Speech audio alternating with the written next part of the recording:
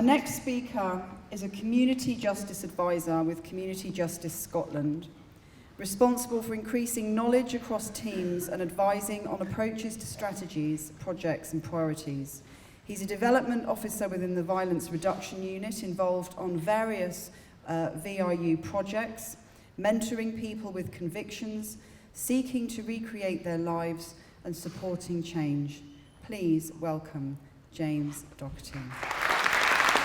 In fact, I'd even go as far as to say I'm a trauma transcender, because through the right support and relationships and people who understand how to address trauma, I've managed to heal most of it. I'm not saying I'm cured, they're two different things. So I'm going to read this quote out before I start. When children are traumatised, that affects how they feel about themselves, which is deeply a shame, because a child always believes that it is about himself. So if I'm being hurt like this, I've got to be this terrible person. Or if I was sexually abused, why didn't I fight back? I must be a very weak person. So there's a deep sense of shame. Then there's the tremendous emotional pain that accrues from abuse and neglect. Tremendous emotional pain that is hardly possible for people to bear. Now they have to soothe their pain with substances or other compulsive behaviours. Then the trauma itself, given that the human brain develops in interaction with the environment, shapes the brain circuitry in such a way that the person will be more likely to find relief from drugs. So the very physiology of the brain is affected by early trauma. So then you take these traumatised people and you make their habit illegal. It's not illegal to drink yourself to death. It's not illegal to make yourself sick with emphysema or lung cancer by means of cigarettes, but it's illegal to use other substances. So now you take these abused, traumatised people, you place them outside the law, you put them in jail and you hound them all their lives, treating them like criminals and bad people and failures and rejects and less than human. And then we wonder how come they don't get better. So it's this self-perpetuating cycle of taking traumatised people and then re-traumatising them and then hoping at the same time, why don't they listen? Why don't they get better? Why don't they give up? Well, they don't give up because the more hurt they are, the more they need to escape. That's by a friend of mine now called Gabor Mate, and it describes perfectly why the war on drugs is a failure. And there'll always be a failure because you're warring on the most wounded segment of our society. So I've got slides here, I've only got 3. So I'm going to speak about some of my own trauma, and the reason I use this is because I want people to win the search for understanding, not the search for blame. Because what I know about adverse childhood experiences and trauma is it's generational. ACEs don't happen in a vacuum. So the people that reared me are carrying their own trauma. And it's like teaching a hand says in here for the people that can't read it. When you plant a lettuce, if it doesn't grow well, you don't blame the lettuce, do you? So I arrived at school at 5 years of age with complex post-traumatic stress disorder. And I didn't know, and the school didn't know how to treat it. So my adaptations, which allowed me to survive the environment I was in, were perfectly normal to that environment. But when you put me in a different environment, like the school system, my behaviour didn't meet social expectations or the school etiquette. So I spent long periods of time out the class, or getting into trouble, or getting singled out. And I used to spend my time on this thing called the bad square. And you ever go to a Catholic school? This is, honestly, Catholic guilt. Still trying to recover for that. So we've got this thing called the bad square, right? And I'm 5, and I'm on the bad square, but I can't stand inside the bad square, I stand on the edges of the cracks. Because guess what I think's underneath? The bad fire. That's where bad boys go to. And guess who's on the other bad squares? Mark, Derek and Brian, my 3 best pals. The school nicknamed as the gruesome foursome. We're babies. And the RE teacher shows us the belt we would have got if it had been 2 years before it, because he'd banned the belt, and I don't think they were too chuffed about it, so they kept it as a form of coercion to say, this is what you would have got. And she used to hit us there, the backside with the Bible, and then gives a teaching session on the love of Jesus, and they wondered why we were confused. You were hitting us with his book half an hour ago, hen. Because we couldn't adjust to your expectations because of the stress we were carrying. And the thing about me, Mark, Brian and Derek was, we came from similar backgrounds. And I'm not going to talk, I loved warning it, saying earlier on, it's not about the score. You don't need a score. You don't need to score me to help me. If you need to score me to help me, then you've missed the whole point of being trauma-informed and responsive. You've missed it. You've hit the mark, but you've missed the point. So there's only one ace I've not got, and the 10 on that original study needs to be broader anyway. So our ACE's IQ needs to be broader in regards to the adversity I might have experienced in the school system, and then eventually the justice system, which just kept me in that self-perpetuating cycle. So me, Mark, Brian and Derek, the reason I talk about they three is because Mark's heroin addicted today. Derek died with liver failure. And Brian died. Brian was my best pal. He knew everything about me. Everything.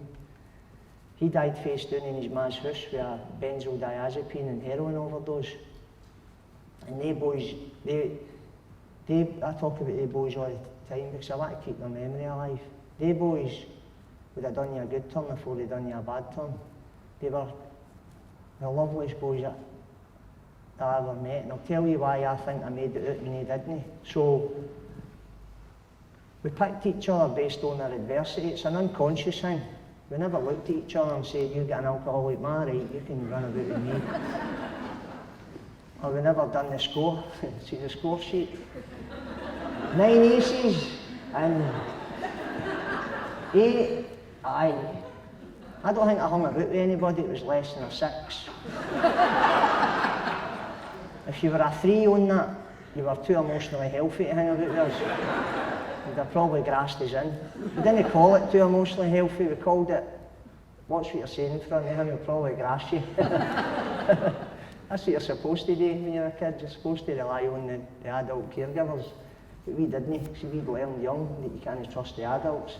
And the reason I share that is because when we're adapting to that environment, it's perfectly normal to us because we've no other frame of reference to lean on. We've not got a frame of reference for what it's like to grow up in an emotionally connected, nurturing, attuned family system. Nobody fights fair in your family, and it's just chaos all the time. So our ability, it's just toxic stress. And I speak about my wee 5-year-old, I've got a 5-year-old Darcy, right, and she, so I'm Darcy's hero, right, because I'm her dad. Wee lassies, her dad's her hero, let's be real, right, and I determine a lot of her development, me and her ma, right, and all her development actually, and at no point in her young life has Darcy get the insight or the articulation or awareness to be able to look at me and her ma when we aren't managing her stress. She isn't going to look at the twos and say, I've been watching these 2 rockets for a while now. Because of your inability to manage your stress, it's affecting your ability to emotionally regulate, and it's showing up in your behaviour, and it's impacting on my neural development. And I've had enough. I'm moving out. I'm going to move in with the family 5 doors down who's doing feelings, who're doing the repair after the rupture, who are giving me a voice in all this. And once you to sort your shit out, I'll move back in. 5-year-olds can't do that, so what they need to do is they need to adapt and adjust to the environment. And this is what I think happened to me when I was wee. So because of the unpredictability of my environment, You ever seen a human or a child and you give them a fright to do that? Well, when you're growing up under the conditions all the time, there's a compensation needs to happen. And the compensation, which was one of my adaptations to survive that, was I went into emotional retreat, just stuffed everything down. So I'm carrying all this stuff through primary school. And then at 11 years of age, me, Mark, Brian and Derek, who we had a propensity to get involved in things we shouldn't have. And we were drawn to the older peer group. And then what happened, I know what that's about peer orientation, that's about transfer and attachment. We ended up in a gang, not because we thought it was a good idea to join a gang. We joined a gang because we were escaping something. And we were seeking attachment and safety and the herd. And they looked as if they could keep us safe. But unknown to us, they were experimenting with a particular drug called cannabis. And unknown to me, cannabis is an analgesic, which has got painkiller properties. And we experimented with it. And the effect of cannabis was so profound for me, I can still remember my thinking to this day. I says to myself, fuck's sake, everybody should be doing this. The teacher should smoke it.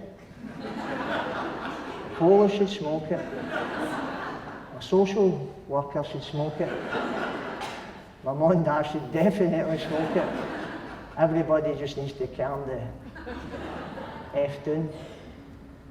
That's the perspective of a traumatised child who views the world as an angry, hostile, unpredictable, unsafe place that he thinks goes on to get stoned for him to feel safe and secure in the world. You see that? See it? That cycled me into addiction. Now, why did it have such a profound effect on me? Because James has got an overactive stress response because he's got CPTSD, because of the toxic stress that's happening. And if you've got an overactive stress response and you take a substance that helps you regulate and settles it down and you feel more comfortable in your own body, and you're going to want another one, aren't you? Hence the reason why Nancy Reagan's Just Say No campaign doesn't cut it for trauma. Because there was everything right about it rather than wrong. So then we go to high school and we get the traditional drug talk. Then you get the traditional drug talk. So they come in and open us up to all this literature, tell us what's dangerous about drugs, what are out there, what to watch for. And me, Mark, Brian and Derek are looking at each other and never tried that one. Didn't know you could put in a pipe. So unwittingly they opened us up to a plethora of options. And the reason that happens is because, see the kids in the class who are already psychologically and emotionally healthy, they'll get the right psychoeducation after that. They'll get scared away. But see the kids that have got trauma and toxic stress, they get curious. That's what happens, we get curious and wanted to know more about it. So long story short, I ended up in care at 15. So 15 I ended up in secure care. And I got through a growth spurt in secure care where I grew 9 inches in a year. And I got out, because I was a wee tiny guy, I was a wee waif. And I didn't know that when you're living in toxic stress it impacts your physical development as well. I thought it was something to do with the fact that when I went into care I was getting 3 square meals a day. But when I went into care I felt safe. And I was able to regulate and I started reaching my attainment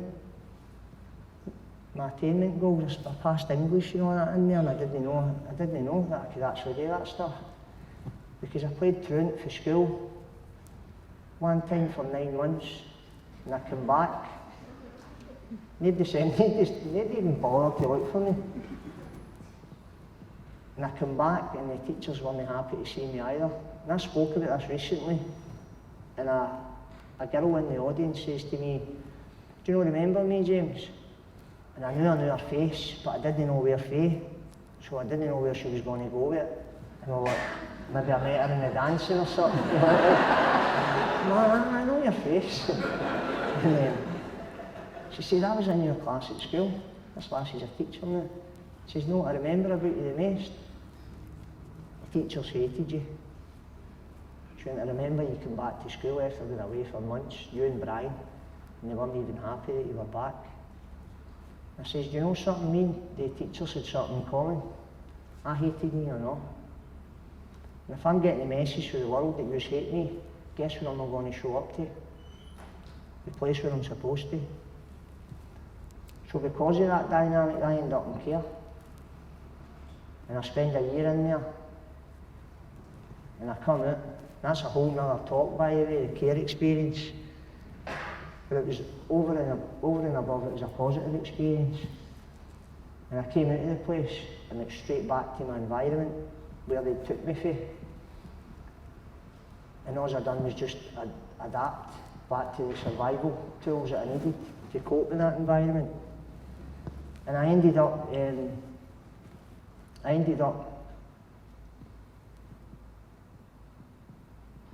deeper in addiction. So I ended up addicted to painkillers, not knowing that the progression started with cannabis, which is a painkiller. I ended up abusing alcohol.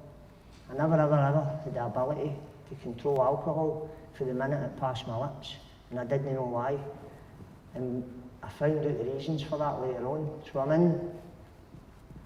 I end up going to a treatment centre when I was 27. And the reason that came about is because, and this is what was different about me, Mark, Derek and Brian. I met a lassie and wanted to settle down when I finished a prison sentence once. I was always got to screwing up. I was a classic example. I'd write letters to my ma at 17, 18 for young offenders institutions saying, that's me, mum, I'm screwing it up. I'm getting the peace pipe out and I'm getting the slippers on. That's the kind of language I'd use, right? Peace pipe, that's a reference to I'm not going to drink, I'm just going to get stoned and get the slippers on.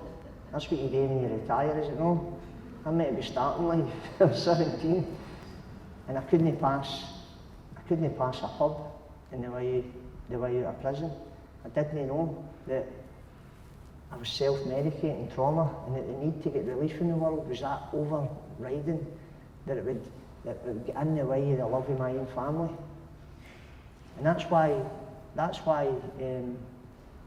addiction's so hard to treat, because it's fiercely misunderstood as well. We use things like, I don't know, the current hypothesis is that people choose addiction. And it's one of the biggest lies that's ever been told, because I've never met anybody who woke up one day and decided that being addicted was a great idea, that stepping out of the love of your own veins was a good idea to saturate an addiction. So my wee lassie's born. Paige is 16 now. I walk into the house and look at her and I burst out greeting. And I say to her, Ma, can I live what I say in there? We are going to damage her. I don't know where that comes from, by the way, that thought. We are going to damage her. And she's looking at me saying, what are you talking about? I intuitively knew, at some level, that if I didn't heal my wounds, then I would have transmitted it onto the Wayne unwittingly. I wouldn't have done it deliberately. That's why it can't be about blame. Because my parents never woke up one day and says to me, we're going to rear you in such a way, under certain conditions, it's going to cause you toxic stress. Because my parents loved me, I know they loved me. But the nurturing bit was missing. And I know it was missing for them. And that's why it can't be about blame. And that's why it can't be about people saying, that just runs in the family, James. This is where it runs the fuck out.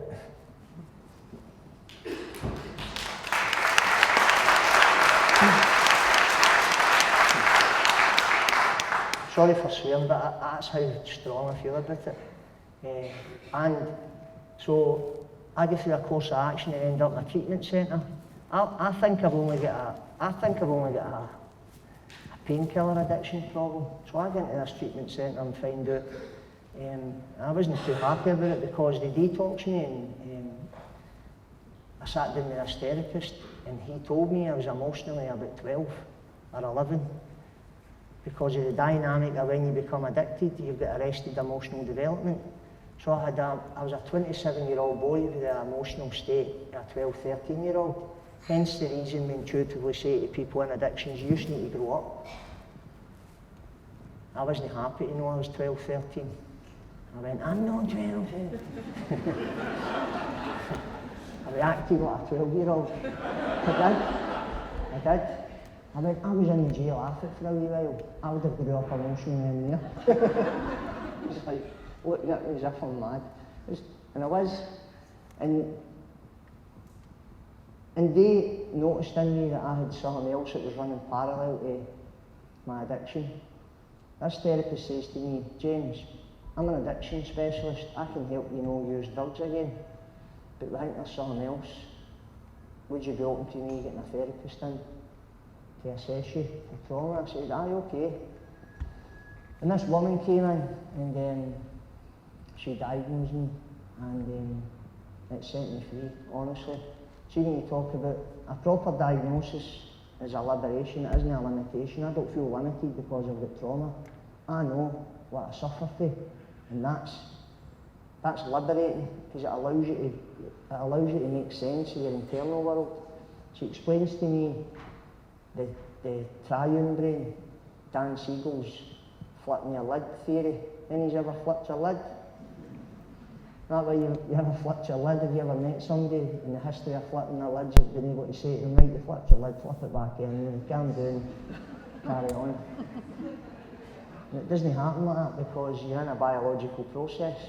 My lid was flipped when I was a wee boy. So my ability to take on and retain information in school in an academic setting is limited. I couldn't manage my behaviour. I was always on the balls of my feet.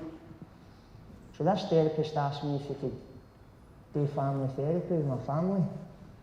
And they phoned my dad to find out a wee bit of my history. And she came back to me and says, your dad says that, this is how he described you, James. James is as wide as a Clyde and twice as deep. He's been that way since he was a wee boy. He tells nobody nothing. And the therapist says to him, has he never even discussed any of the violence he's experienced when he was involved in gangs and that? And he said, nothing. He doesn't tell anybody nothing. I've never met anybody like him in my life. What he was describing was emotional suppression. And the reason I was in emotional suppression wasn't because I chose to do it, I thought it was a good idea. It was because I needed to survive the environment I was growing up in. It wasn't safe to offer vulnerability in the relationships that I was experiencing. So I go through this process called EMDR, and I get it every day for about 3 weeks. Dougie can testify to that. I shared a room with him. Remember that, Dougie? He was better than a therapist. He just let me vent. I needed to vent. I had so much pain in me. I was always wanting to batter somebody or him. And then I left that place and I decided that I was going to let the world know about trauma. And I was going to study it as much as I could. And I was just want to go back to my community and help people. And that's what I've done since. I've made it my mission to do stuff like this. I've made it my mission to get services in the government to understand how best to appropriate the treatment of trauma and why we've got a justice system that's entrenched in it and why it isn't the right environment to help people resolve their pain. And that's why it's cyclical and stays cyclical. And why I know that our power collectively as human beings and organisations and a culture lies in providing the relationships and creating environments that return people to themselves. As people talk to me about all that changed you, and they ask things like, what was it? You know, they're looking for the magical bottom. You ever notice that? I'm like, excuse me, you've been listening, I was bouncing along the bottom for years.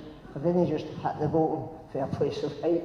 I was down there for years, just trundling along. And then what happened was, people who understood my dilemma armed me with facts and showed me a course of action I could take that would return me to where I was supposed to be in the first place, before the world and its trauma got its horns on me. And that's where my healing's happened. That's exactly where it's happened. So when Bruce Perry talks about the more healthy relationships a child has, the more likely he will be to recover from trauma and thrive. Relationships are the agents of change, and the most powerful therapy is human love. Is bang on, but what he misses is that's also true for adults. Because I was an adult when I get better. So with the provision of the right relationships and the right environment, I got a chance to feel safe when I was in therapy. I would never have been able to feel safe in the community I was traumatised in, because that part of my brain that's wounded needs to stay on to measure the threat that's out there, because it wasn't just an imaginary threat. I was living in fear all the time. And that's why I'm a big vocalist in my frustration about why we don't fund residential rehab enough anymore, why we want funding out of services, because these services are giving people a safe environment and providing the relationships that help them make sense of their wounds, so they can apply the self-care process to it, and they don't go back to self-soothing it with drugs or chemicals or any other dysfunctional behaviour. And when I talk about... What's happening? Stay in that hand, Karen. So I talk about aces, but don't get trapped in what happened. Provide what's missing. It isn't about what happened to me, it was about what was missing when it was happening. Bessel van der Kolk says the essence of trauma is no being seen and no being known. Imagine going through your whole life, no being seen and no being known, carrying all these wounds. When I got the right therapy, I got seen and I got known. The biggest ace, or the most prominent ace in Scotland, is emotional unavailability. You ever noticed that? Scottish people are piss poor at talking about their feelings. They talk about them about a year after they've heard them. Usually at the work night out, they're a pint. So guess what he says to me 6 months ago? You were bang out of order, didn't you? That's an example of emotional suppression. Because a healthy expression of emotions is appropriated to the moment when you're in disturbance. And if we've got a culture that's about emotional suppression, don't get stuck on the stuff like sexual abuse, violence, all that stuff we all agree in this room should never happen to a child or anybody. Start providing what's missing, and that's safe, stable, nurturing, emotionally attuned, healthy relationships. I'm sure you can pull that off. Thanks.